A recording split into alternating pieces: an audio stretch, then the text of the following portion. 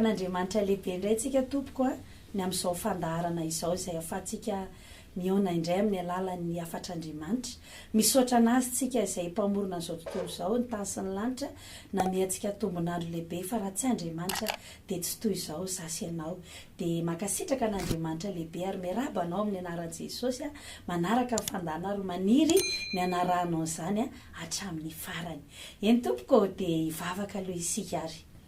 ry andriamanitra io dia makasitraka anao zay no fitantananao raha mbola afaka indray zay mbola nomenao tombonandro ankehitriny koa dia manatrika izao fandarana izao iain'ny afatrao zay lehibe indrindra satria teninao tsy iza fa ianao ihany dia misaotra fa mampiasa ny mpanomponao ianao ary ho tahina izay rehetra mandre satria ny teninao dia aina ho an'izay rehetra mahazo azy ary fahasalamana ho an'ny nofo rehetra dia misaotra raha eo amin'ny anaran'i jesosy amen.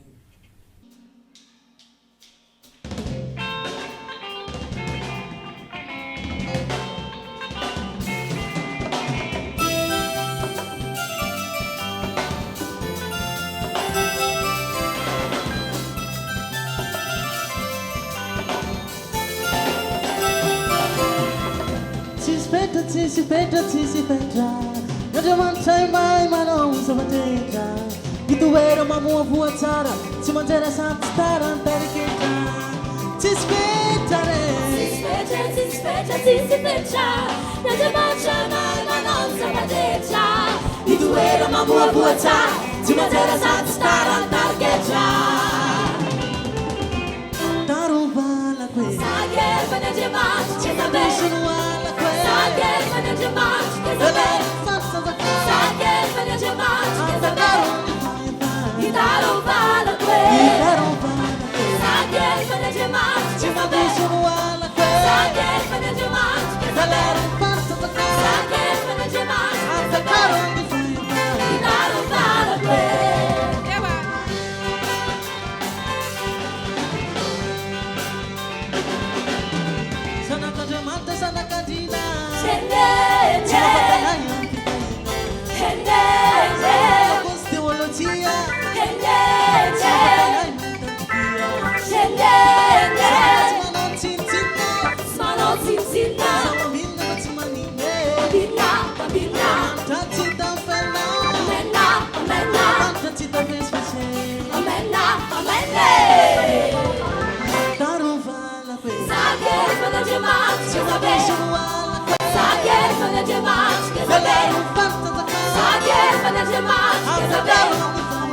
che tarovala que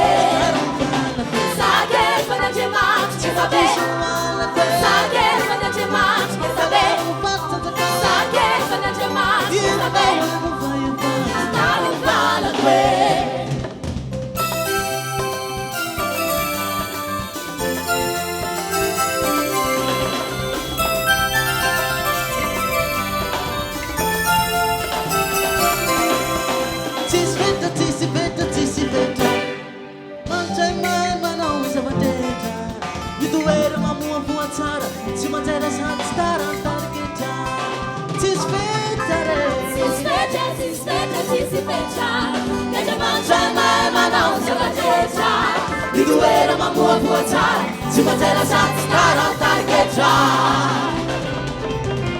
tarovala que sagerva Andriamanitra che sagerva Andriamanitra che sagerva Andriamanitra che tarovala que sagerva Andriamanitra che sagerva Andriamanitra che sagerva Andriamanitra che tarovala que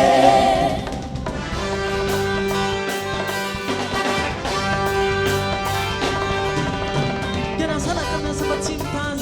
Hendende Hendende Kena upasita kare Hendende Kena mamuhuat sara Hendende Sana katsumanaw tinsina Katsumanaw tinsina Sama mila katsumaninde Mina, mina Tatsita Tita fez Amela, amele Tarovala que sagerva Andriamanitra che sagerva Andriamanitra che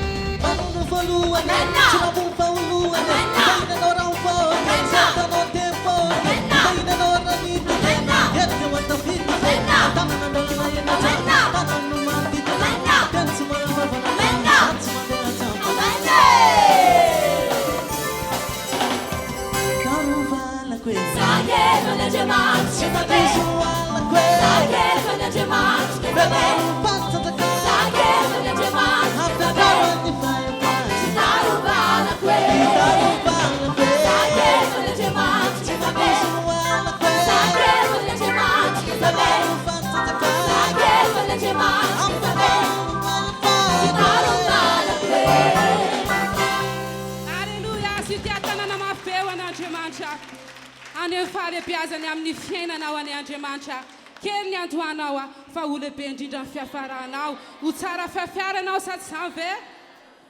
ny olona manana an Jesosy dia tena olona sambatra izy satria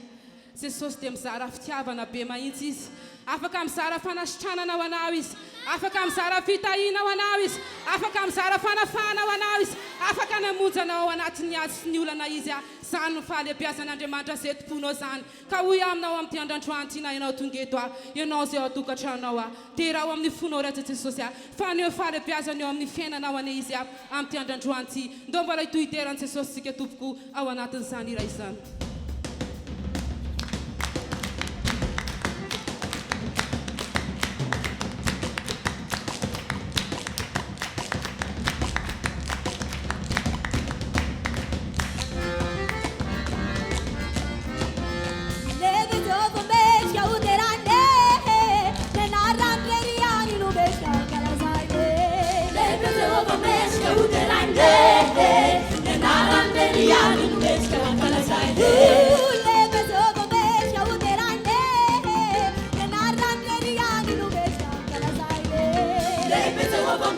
Uderande,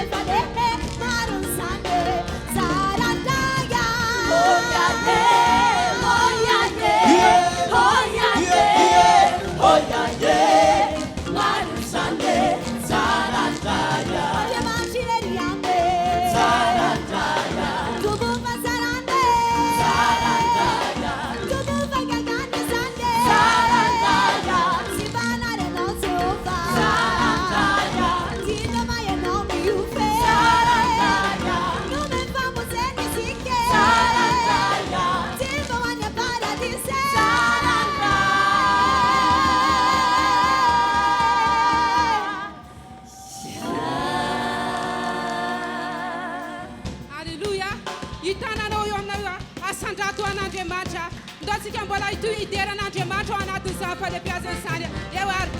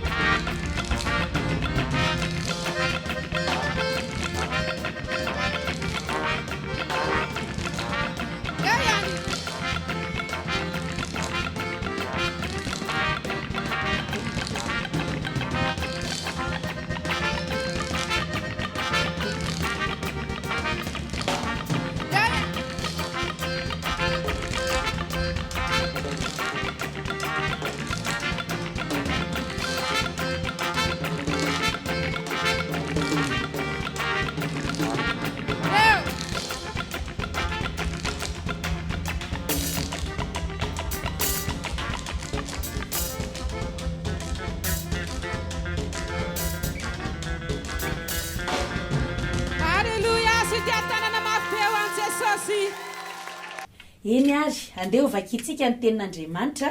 izay ato amin'ny tantara faharotoko fafito andin'ny 410 no andeha vakitsika ny tenin'Andriamanitra amin'ny anaran'i Jesosy izao ny voasoratra.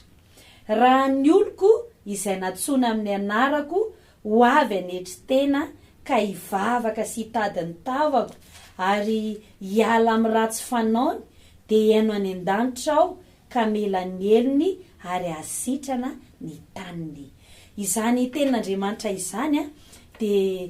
tenin'Andriamanitra izay ny farany indrindra izay milaza hoe anasitrana ny taniny aho. Anisan'ny tanjona lehibe moa ary tena hoe tena ho ataontsika olon'Andriamanitra dia hoe ny atonga ny fiainantsika sy ny tanintsika ho amin'ny fanasitranana. Ny tapany voalohany izay hoentina ho resahana amintsika aloha mikasika an'izany hoe fanasitranana ho ataon'Andriamanitra izany. Misy fanasitranana izay tena tsy azontsika mihitsy ry havana raha tsy Andriamanitra no manao azy. Betsaka ny hoe raha marary an-doza ny olona dia hoe mihinana paracetamol zay dia afaka ary be dia be zany tokoa, fa misy faritra na hoe aretina maro karazany eo amin'ny fiainantsika ry havana izay tena tsy sitrana mihitsy raha tsy Andriamanitra no midina manasitrana ny olona anankiray. Ity tenin'Andriamanitra ity moa dia milaza fa atonga an'Andriamanitra anatanteraka izany fanasitranana izany dia nilaza torohevitra na toromarika Andriamanitra mba hatongavan'izany fanasitranana izany. Ny tanjony izao fandarana izao moa dia tsy hoe hitoriana ny teny fotsiny fa handraisantsika tsiraray avy malagasy namana ava malala izay miaino ny fandaharana zavatsoa fahasoavana sy fitahiana amin'ny alalan'ny fandrenesantsika ny tenin'Andriamanitra ry havana. Ity afatr'Andriamanitra ity milaza fa mitondra fanasitranana ho an'ny tanintsika Andriamanitra any amin'ny faran'izay nivakitsika teo. Raha ohatra isika olon'Andriamanitra mipetraka ary manaika izotra makao amin'ilay lalana makany amin'ny fanasitranana. Isika vahoaka malagasy moa dia malaza hoe kristianina isika. Inona moa dika izany hoe olon'Andriamanitra isika ary mitodika amintsika olon'Andriamanitra mihitsy ny afatr'Andriamanitra satria ozy hoe raha ny oloko izy izay natsona amin'ny anarako dia milaza izy hoe de anasitrana ny taniny aho hiditra ao amin'le ampivoany eo tsika rehefa avy eo fa izay farany lazain'izay aloha de hoe manambara amintsika hoe izay matsapa fa misy aretina eo amin'ny fiainantsika tsapantsika hoe misy marary ny fiainako marary ny vatako tsy fantatra hoe inavy ny marary eo amin'ny fiainantsika ary lazain'ny tenin'Andriamanitra hoe marary fanasitranana ho an'ny tany marary ny tany ary io tany io tokoa zany de afaka ny arary tena misy aretina mahazo ny tany maika moa fa ny olombelona zay mandehandeha eo amboniny de misy aretina mahazo ny olombelona kanefa lazain'ny tenin'Andriamanitra ry havana fa anisan'ny mitondra fanasitranana ho antsika ry havana de voalazan'ny tenin'Andriamanitra eo antsika olony de mila manetry teny isika efa imbe dehibe nga manandrenesantsika tenin'Andriamanitra ry havana de matetika ny olona de mieritreritra manao hoe tsy ilaiko zany tenin'Andriamanitra izany matetika ny olona de mieritreritra hoe ohatrany hoe ko raha tsy adalako andeha hivavaka ndraiky hijery tenin'Andriamanitra isika hoe ao amin'ny Korinthiana voalohany toko 20 hoe andiny Korinthiana voalohany toko voalohany andiny 20 sy 120 andevaka itsika amin'ny anaran'i Jesosy ny tenin'Andriamanitra Korinthiana voalohany toko voalohany andiny 20 zao voasoratra amin'ny anaran'i Jesosy Korinthiana voalohany toko voalohany andiny 20 aiza ny endry aiza ny mpanorandalàna aiza ny mpiadevitra avy amin'izao tontolo zao tsy nampidian'Andriamanitra ho fahadalàna va ny fahendreny zao tontolo zao fa satria na de naseho aza ny fahendren'Andriamanitra ny fahendrena de tsy nahatonga izao tontolo zao ahalalan'Andriamanitra ka de ny fahadalan'ny fitoriteny no sitraka Andriamanitra aminjeny izay mino izany tenin'Andriamanitra izany milaza indraindray teo iverin'ny olona hoe fahadalana le mihainy toriteny zany ohatrany hafahafa raha amin'ny maha-olombelona atsika de betsaka ny mieritreritra zany hoe atao inona toriteny atao inona zany kanefa ny tenin'Andriamanitra teny am-piandohana milaza hoe raha isika manetry tena ny fandraisantsika toriteny tahaka an'izao mety sambany mihitsy angamba ianao nanaraka ity fandarana ity de mieritreritra hoe tsisy ilako an'izany toriteny zany ohatra ny fahadalana zany kanefa izao ny tenin'Andriamanitra teny am-piandohana hoe raha netry tena kely fotsiny ngentsika de ho sitrana ry havana petsaka ngereo aretina eo amin'ny fiainantsika izay tsy vitatsika ny manasitrana azy ny amin'izao tanyntsika izao raha mitodika amintsika azy io tompon'andraikitra maro isan-karazany eto amin'ny firenena manana ny fahaiza-manao tsika ny tsika mba hoentina hoe amahana ny olana eto amin'ny firenentsika kanefa voalazan'ny tenin'Andriamanitra ry havana fa Andriamanitra de anasitrana ny tanyntsika raha anetry tena isika ry havana anetry tena kely fotsiny isika ry havana ahoana moa zany fanetreteny zany ohatra zao hoe ny fandrenesana ny toriteny tahaka an'izao mieritreritra ny olona hoe tena fandaninandro ake zany hoe iainy toriteny fa voalazan'ny Korintiana teo hoe ny fahadalan'ny fitoriteny zany hoe raha iverintsika fa fahadalana le izy kanefa raha anetry tena zany tsika ohatrany hoe hidina amin'le iverintsika fa fahadalana kanefa lazain'ny tenin'Andriamanitra fa ny fahadalana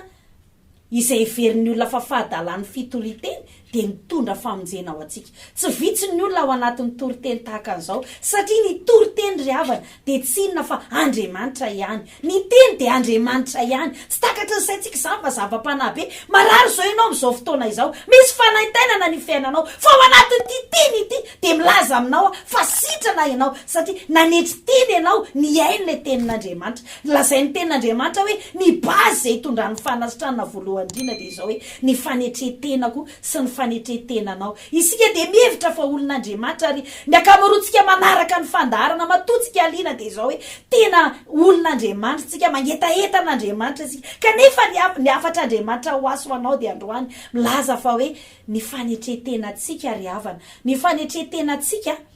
de izany no atonga an'Andriamanitra nasitrana atsika betsaka ny zavatra haitsika atao fahazadiny koa nefa fa ho anao ho atsika rehetra zay manaraka amin'ny fandaharana de mahatsapa mihitsy hoe betsaka ihany koa tsy vitatsika ary tena eo tsika vao tena hoe kina isika hoe inona ny azoko atao anjara an'Andriamanitra ny miditra amin'izany satria izay no natonga azy ny teny hoe anasitrana ny taniny ao ny faritaniny ny toerana misy atsika ny tontolo zay misy atsika ry havana vonona hidin'Andriamanitra anasitrana ny fiainantsika anasitrana ny firenentsika anasitrana ny tokantranontsika anasitrana ny ankohonantsika anasitrana ny fiainantsika personnel ry havana raha ohatra ry havana ka anetry tena isika io fanetreteny io midika zany de hoe mihoatra le zavatra tiatsika zany hoe eto ny refy misy de milatsaka ao, misy zavatra tsy tiako atao kanefa ataoko, zay le atao hoe manetry tena. Ohatra zao hoe miaino zao tenin'Andriamanitra izao tsika, tena tsapa hoe am'izao vaninandro zao ry havana, de maro ny olona mieritreritra hoe tsy ilaina ny toriteny, ary mety choqué mihitsy ary izy, mety tezitra mialatsiny am'izay fitenenana zay hoe miaino tenin'Andriamanitra hoe ne nareo koa de toriteny foana, fa averiko ihany hoe lazay ny tenin'Andriamanitra androany ry havana, fa betsaka ny zavatra eo fiainantsika olombelona izay tena hoe marary, tena tsapa anatin'ny aretina ao anatin'izao firenena zao de menomenina ny akamaroantsika menakavy tena menomenina hoe tena inona ny dikan'izao hoe ohatran'izao hoe manao zay ho afany ny tompona andraikitra isan-karazany, fa milaza amintsika hoe na eo aza ny olombelona rehetra manao ny zavatra rehetra zay mba azony atao, manao ny responsabilitéany, raha mpitondra fanjakana izy na mpitondra fiangonana izy na inona toerana misy azy eto am'izao firenena izao ry havana, de izao hoe raha tsy Andriamanitra mihitsy no manasitrana atsika amin'ny zavatra maro isan-karazany de izao hoe tsy ho sitrana mihitsy, misy lafin-javatra zany, lafim-piainana zany tena tsy ho sitrana mihitsy raha tsy Andriamanitra manasitrana azy. Ka tiatsika ho tonga fe zay fanasitranana izay, andao anetry tena, andao anetry tena, andao anetry tena. Aninona ozy izy ry havana, voalazany tenin'Andriamanitra teo hoe raha ny oloko izay natsona amin'ny anarako sisy ho avy anetry tena hivavaka. Am'izao vaninandro zao ry havana de ohatrany hoe misy ara-moa de misy hira anankiray zay hoe aza atao lamaody, zany hoe ohatrany hoe ndraindray tsika kristianina de ataontsika ohatrany hoe efa mba nakany am-piangonana ngamo za tsy mivavaka, ohatrany hoe efa mba nataoko fotsiny le izy, fa hafa mihitsy ty lazain'ny tenin'Andriamanitra ty hoe anetry ny tenatsika hivavaka isika ry havana, hitady ny tavan'Andriamanitra. Tena hoe matony ny olona lasa mirotoroto be am'izao fiainana zao, de tena hoe ny hena no fitadiavan'ny olona an'Andriamanitra, fa ny fiazakazana hoe maketsy makaroa, ahoana moa fitenitsika zay hoe am'izao fotoana zao nge tsy fipetrapetrahana intsony marina ihany zay amin'ny lafiny anankiray, fa tsy fipetrapetrahana fotsiny fa tena hitadiavatsika an'Andriamanitra. Mba efa nsaina vetsika hoe raha diniana tokoa ny ora sy ny fotoana atsika menakavy de ampahafirana zany no entitsika mivavaka sy mitady an'Andriamanitra. Tena hoe tsapatsika hoe tena betsaka loatra ny fotoana lanitsika amin'ny zavatra hafa ry havana. Porofony zany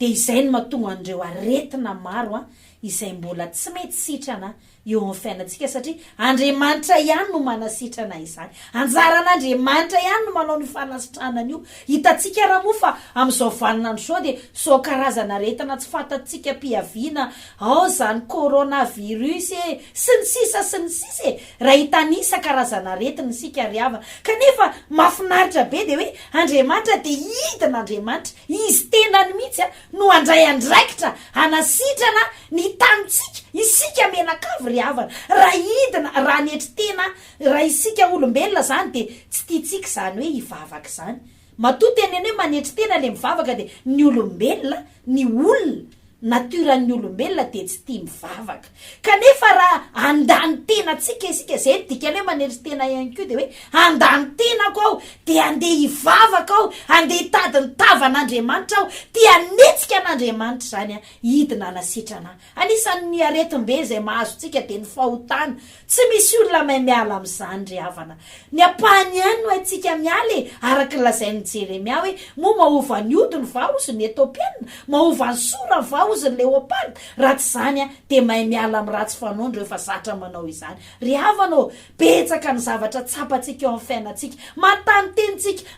mekavitsika, mekavanantsika, mena tsimitsika, mena varatra isika, mieritreritra hoe inona ny mbola tsy ampy mba tonga ny fiainako tena ho sitrana. Izay ny valiny ho aso anao, andeha anetry tena. Inona le manetry tena? Andeha hitady ny tavan'Andriamanitra, andeha hivavaka. Raha mijery hoe ny ora omen'Andriamanitra ny andro anankiray, tena mampifona be anatrehan'Andriamanitra hoe manana 420 ora tsika, fa na de ataotsika raha hoe ny ampahafirina zay ao anatin'izay ora ray izay betsaka tsika tsy mafoy an'izany. Ary ny tena marina raha de araka ny teniko teo aloha hoe ohatrany hoe raha misy olona manokana fotoana maro ivavahana de ohatrany to adaly izy lazay ny tenin'Andriamanitra nge fa ny olona anankiray izay mieritreritra hoe ny fahendreny eto ambonin'ny tany tena mitady vola be mihitsy, ny fahendreny eto ambonin'ny tany de tena hoe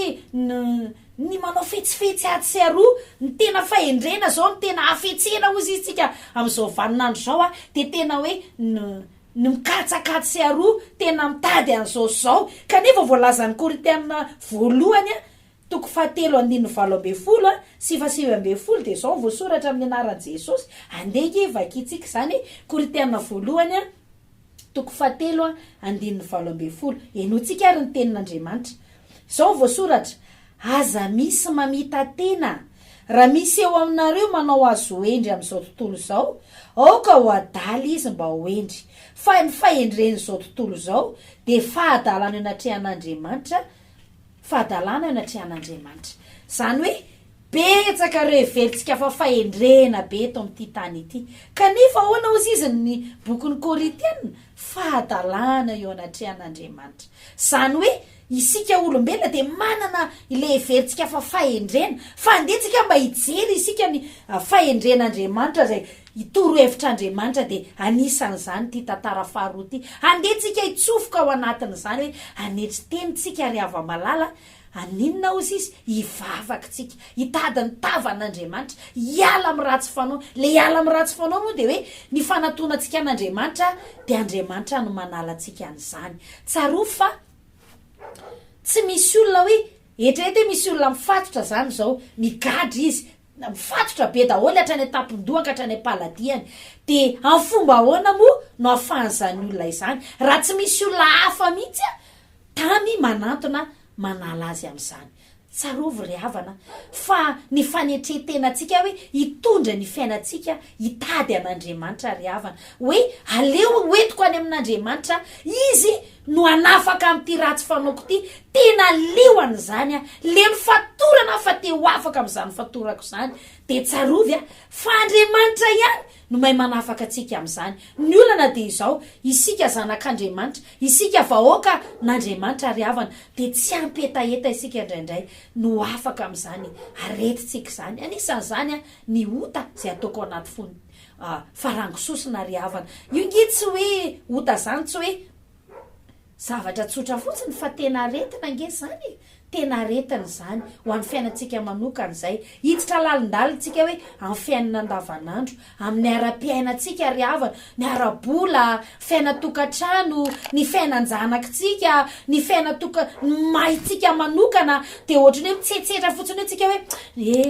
te ohatra zao hoe mahazo anahy ry havana hain'Andriamanitra manasitrana ny fiainantsika fa mitodika amintsika Andriamanitra ry havana hoe andehtsika netry tena hitondra ny fiainantsika anatrihan'Andriamanitra tena hitondra zany tena tapa-kevitra hitondra zany eo anatrihan'Andriamanitra amin'ny alalany ahoana andeha mivavaka andeha hitady ny tavan'Andriamanitra de ao anatin'izany de anapatapaka ny fatorantsika Andriamanitra anapatapaka ny fatorana eo fiainantsika Andriamanitra ireo zavatra tsy vitantsika ry havana de vita n'Andriamanitra ozy ny tenin'Andriamanitra hoe izay tsy hain'ny olona de hain'Andriamanitra tsy haiko ve tsy hainao ve miala amin'ny fahotana satria olombelona isika fa raha andetsika netry tena hitondra ny fiainantsika eo anatrihan'Andriamanitra hitady ny tavan'Andriamanitra andeha anao zavatra zay everitsika tsy de fanaontsika loatra tsy de mahafaly atsika tsy de tiantsika kanefa izay la teo hoe manetry tena ka tsarovy nefa fa raha andeha anao an'izanytsika de hidin'Andriamanitra anasitrana atsika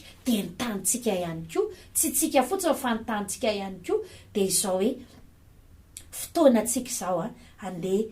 anetry tena ry havana matoa moa lazain'Andriamanitra izany de vitatsika zany le mandeha manao an'izany fa ny manapatapaka ny zioga sy ny manasitrana de anjara an'Andriamanitra izany ny mandeha manetry tena mitady ny tavan'Andriamanitra ny mandeha manetry tena mivavaka de isika no mitondra ny tongotritsika na de malaina ary tsika de andao hitsangana foana na de tsapanao raha hoe tena zangy tsy te hivavaka zany mihitsy na ihany koa mieritreritsika hoe de tena ho afabaraka amin'izany za ve de andeha hivavaka be za ve de andeha tady ny tavan'Andriamanitra ohatrany hoe fahadalana nge zany aza manaraka fotsiny zay ataon'ny olona satria ny olona de mba lavitra no Andriamanitra araka lazain'ny Korintianina teo hoe ny fahendrentsika range dia adala fahadalana anaty an'Andriamanitra tsika metritra mitsy tena izany fahendrena ka tena adalana anaty an'Andriamanitra ijery tantarange za anankiray ohatra andeha anazavantsika anazy de tantara tamin'izany vanim-potoana izany izay nisy teto amin'ity tany ity de tantarana lehilahy anankiray Daniel no anarany ny Daniel toko faharoa de misy tantara izay tena mamperitrehitra hoe teo anatrehan'izany fotoana zany de Nebokadnezara moa no mpanjaka riavana ary io Nebokadnezara io de manana ny maizy azy izy no tompon'ny fahefanana ny pouvoir teto ambony tany tamin'izany fotoana zany fa ary Daniel kosa de voalazan'ny ten'Andriamanitra fa babo izy ireo kanefa tao anatin'izany fotoana zany de tena hoe niporofon'Andriamanitra tokoa hoe na inona fahendren'ny olona eto ambony tany de fahadalana foana zany fa tsy misy endry no Andriamanitra zany izay no ampahirezana antsika hoe ho antsika izay miaraka amin'Andriamanitra de aza hoe menamena tsika ny teny azany na hoe mena tsika hoe afa-baraka fa lazain'ny olona fa hoe olon'Andriamanitra ohatra mamenatra be zany fa le hoe olona tsotra fotsiny zany tsy mamenatra fa tsy tokony menatra mihitsy tsika hoe miaraka amin'Andriamanitra satria izany ny tena ambony indrindra satria miaraka amin'le tena ambony sy faratapony isika de io Daniel io rehefa niaina tamin'izany vanim-potoana zany de voalazan'ny toko voalohany amin'ity andininy voalohany amin'ity toko faharoa ty fa nanonofo Nebokadnezara zao voasoratra andininy voalohany Daniel toko faharoa amin'ny anaran'i Jesosy tamin'ny taona faharoa nanjakany Nebokadnezara dia nanonofo Nebokadnezara ka nitebitebo ny fanany ary tsy nahita toromaso izy teto zany de tena tratran'ny tebitebona raha zany izy no nofo ratsiny kanefa ny tao anatin'izany de nitady izy hoe inona ny dikan'le nofo satria nofo hafahafa de ozy izy hoe andininy faharoa hoe de nasain'ny mpanjaka natsona ny omby asy ny pisikity sy ny mpanana ody ary ny kaldianina ilaza mpanjaka ny nofony de tonga reny ka nitsangana teo anatrehan'ny mpanjaka fa ny andininy fahavalo de voalazan'ny tenin'Andriamanitra hoe andininy fahafito fa ny mpanjaka andininy fahavalo fa mpanjaka namalika nanao hoe fantatro maromarina fa mandany any foana nareo satria hitanareo fefan'ny lohbava fa raha tsy nampafantarinareo any nofy de lalàna iray monja nitondrananareo fa ianareo miray tetika ilaza telonainga sy aririra foana eto anatrehako mandra-patonga an'izay andro mamety koa mba raha ho any nofy de ho fantatro fa malaza neviny amin'ny kosinareo eto zany manambara tsisy navita reto inona izy ireo omby asy mipisikidy mpanana ody tsisy nahita le hevitry le nofy sy ilay nofy fa voalazan'ny tenin'Andriamanitra kosa rehefa tesitra moa izy de hoe alao aringana daholo izy ireo fa eo amin'ny andininy 17 de ozan'ny tenin'Andriamanitra hoe Daniel noty tany an-tranony ka nanambary le teny tamin'ny anany asy Misaela ary aza ary anamany mba angatahany ireo famindrapo amin'Andriamanitra ny lanitra ny amin'izany zava-miafiny zany mba tsy haringa ny Daniel sy ny namany mba amin'ny olon-kendrin'ny Babilôna rehetra 19 tena sy ho any Daniel tamin'ny fahitana amin'ny alina zany zava-miafiny zany ka de nisaotra an'Andriamanitra ny lanitra Daniel eto zany zao de izao hoe na de mpanjaka ary izy manana ny ato rehetra mpitondra fanjakana fa de izao hoe niala maina izy teo anatrehan'le nofo ratsy sy ireo tebiteby izay aretina nahazo azy teo amin'ny fiainana fa tamin'ity lehilahin'Andriamanitra ity kosa izay hoe nanana an'Andriamanitra nanetry teny Daniel de lasa izy mivavaka lasa izy mitady an'Andriamanitra natsony moa zany ireo nama Sadraka sy Mesaka ary Abednego de niaraka ny vavaka izy ireo de nampiseho an'Andriamanitra riavana hoe izao ny hevitry nofo tena manambary zany hoe tena ny fahendren'Andriamanitra ny fahaizan'Andriamanitra ny fanasitrana nataon'Andriamanitra izay tsy vitany hafa tsy vitany olombelona fa vitan'Andriamanitra izany izay le tena hevitra lehibe tenenina amintsika hoe vitan'Andriamanitra manasitrana anao fa maninona mila manetry tena aloha zasy ianao izay fanetreteny zay zavatra roa lehibe androano ambarany tenin'Andriamanitra hoe ain'Andriamanitra ny manasitrana ireo zavatra maro eo amin'ny fiainako ireo afaka ny iverina amin'ny loniny ireo fa izao etsy an-daniny kosa de izao hoe mitaky Andriamanitra mba hanetry tena. Zay no takian'Andriamanitra, tsy hoe fotsiny zay kanefa matoa takian'Andriamanitra de izay no hany mba vitatsika ry havana, kanefa de izao hoe andeha isika ry havana hanatanteraka izany. Ny tenin'Andriamanitra moa izay diso fantatsika loatra hoe ny Jaona 4 ny zavatra fonosiny io de hoe lay Andriamanitra nidina nanetry tena. Andriamanitra de mampianatra antsika fa izy de nidina ary nanetry tena, nanao etsika voalohany izy amonjena atsika. Ka isika ihany koa de andrasan'Andriamanitra amin'izay tokony ho vitatsika hoe andeha hitady ny tavan'Andriamanitra. Okizay ny fitazamana fotsiny, okizay ny fimenomenonana, tsy mahavita na inona na inona zany. Vao mahaza manampy ny olatsika zany satria mahatonga atsika lasa hoe sorena lava ry havana. Fa inona ny vaolana e? Manoloana zavatra misy amin'izao vanim-potoana zao, ny aretina, ny olana, ny korotana, ara-tsosialy, ara-politika,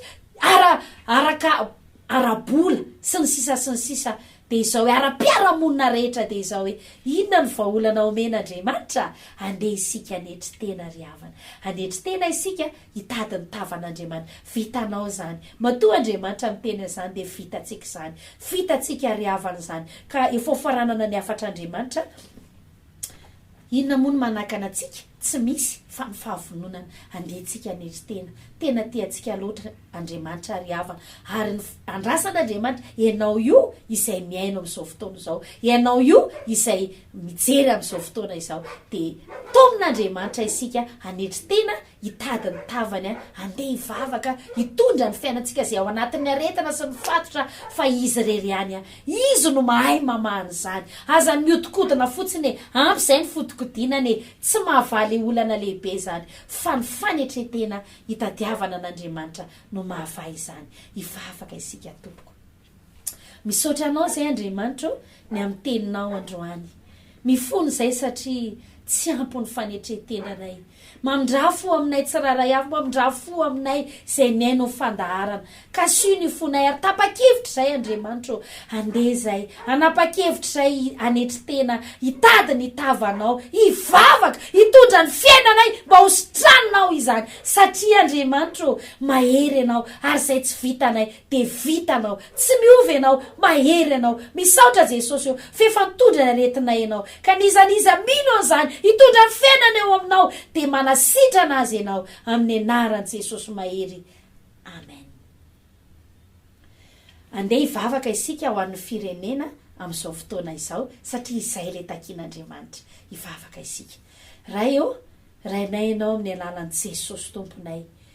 Ndreto izay hivavaka, mifona tompo ho anay tsirairay avy, ny amin'ireo fiainanay nampalahelo anao, de mibebaka izay, mifony izay ho amin'ny firenenay, izay vahoaka malagasy Andriamanitra, de mibebaka eto anatrianao ny amin'ny adalanay, ny amin'ireo fahotanay, ny amin'ireo faratsinay, de mifony izay amin'ity anio ity, jereo amin'ny famindram-ponao izay. Andriamanitra mitondra ny firenenay eo anatrianao izay, amin'ny anaran'i Jesosy Kristy. Androan'ilay rano raisinay, anadio anay, jereo amin'ny famindram-ponao izay, ary amin'ny anaran'i Jesosy nanapatapahana zioka rehetra amin'ny anaran'i Jesosy, ka sy ny firenenay. Andriamanitra vangio izay, na iza eto amin'izao firenena izao, amin'ny anaran'i Jesosy, manono izay fanasitranana ao amin'ny firenena malagasy, amin'ny anaran'i Jesosy. Amen. Eny tompoko, araka izany afatra izany de ny filazana lehibe izay tianay ambara amintsika de izao hoe afaka isika ny andeha hanetry tena, hitady ny tavan'Andriamanitra, de amin'ny alalany koa akoatra ny fandrenesantsika ny afatra, andeha hanetry tena, hitady ny tavan'Andriamanitra, de anasana ianao afahanao manatanteraka izany teny izany hamonjy ny fotoam-bavaka izay karakarainay ato amin'ny RHEFI Androndrakely. Manasa anao zay ny Talata sy Alakamisy, misy ny andavanandro ao, anasana ianao tompoko amin'ny 12 tongava fa izay ny mitondra ny tongotra ao no anjaranao fa ny karakara ny fiainanao anjaran'Andriamanitra zany tongava ry havana manasa anao zay tongava ny Alahady de misy ny fidirana amin'ny 4 amin'ny 7 amin'ny 10 amin'ny 12 ary amin'ny 2 tongava tompoko tsy misy fitipidirana zany fa ny fahatongavanao ao de izao hoe andray fahasoavana be anao tsy hoe ato aminay ihany akory ny misy an'Andriamanitra fa resy lahatra fa niza tonga tao maro be izay tsy raray avy zao de natsapako ny fiasan'Andriamanitra mahery vaika manasa anao zay fiangonana RHEFI Androndrakely anasana ianao tompoko any amin'ny faritra ianao de izao hoe betsaka ireo RHEFI izay anasana ianao sampana Androndrakely tongava tompoko tongava fa izay ny takin'Andriamanitra amin'ny van'ny tantaranao de manasa anao zay ampitiavana tongava soa efa mitenanao sady tonga soa amin'izany fotoana zany ianao. Eny tompoko izay ny fandaharantsika androany de mirary ny fitahin'Andriamanitra ho anao sy ny ankonanao makasitraka ny amin'ny fanaranao hatramin'ny farany ny fandaharana de mandra-pioana tompoko.